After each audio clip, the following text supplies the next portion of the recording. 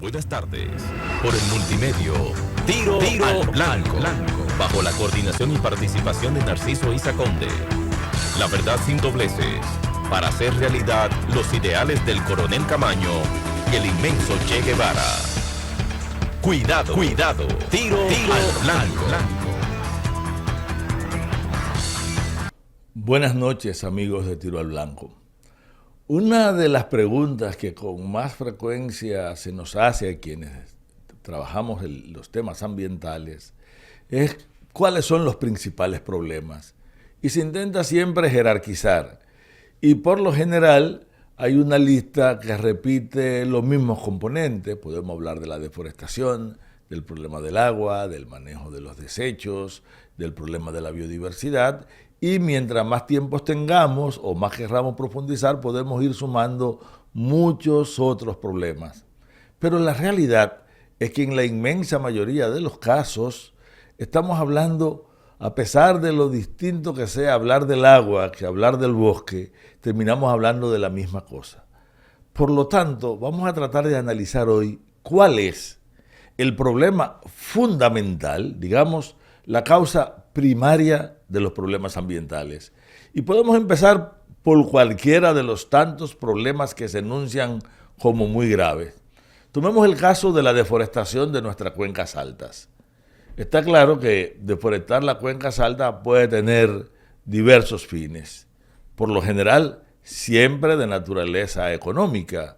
Por ejemplo, nuestros grandes sistemas cordilleranos fueron golpeados muy fuertemente por la producción de madera masiva, la exportación de madera, que fue una actividad de sectores de mucho poder. De hecho, el tirano Rafael Leónidas Trujillo, uno de los favores o de las actividades económicas que hizo y con lo que compensó a gente que luego tuvieron nombres muy ilustres y siguen siendo muy notables y notorios en la sociedad dominicana, fue con las concesiones para los grandes aserraderos. De hecho, muchos de esos grandes aserraderos, esas posesiones para los aserraderos, se convirtieron después en derechos de propiedad que la sociedad dominicana ha tenido que compensar de muchísimas formas. Es decir, el poder absoluto y la riqueza absoluta condujeron a la depredación de nuestros bosques. Pero otro factor de depredación del bosque es la eliminación, no solo para producir madera o para producir leña y carbón, sino para expandir la ganadería, que tampoco la ganadería extensiva es una actividad de los más pobres. Volvemos de nuevo a que riqueza y poder tuvieron un papel fundamental.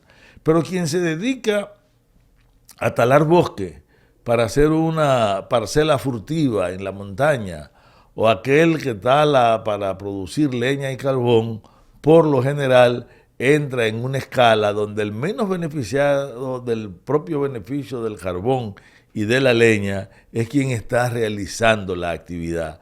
Está allí porque las condiciones sociales lo empujaron hacia una zona marginal, como son las zonas de la alta montaña, y es producto de la pobreza absoluta el tipo de presión que ellos generan. Entonces tenemos que riqueza absoluta y pobreza absoluta aparecen manifestadas las dos en un factor de degradación ambiental de nuestra alta montaña. Cuando vemos el problema de la disponibilidad del agua y de la circulación del agua, pero es que la disponibilidad del agua está íntimamente asociada a la cobertura vegetal y la forma en que ella discurre por la cuenca va a depender mucho de cómo el sotobosque y las herbáceas terminan estructurando, agarrando, dándole forma y sostén a estos suelos y por lo tanto garantizando que el agua fluya a velocidades adecuadas para que conforme los acuíferos que se utilizan montaña abajo. ¿Qué ocurre?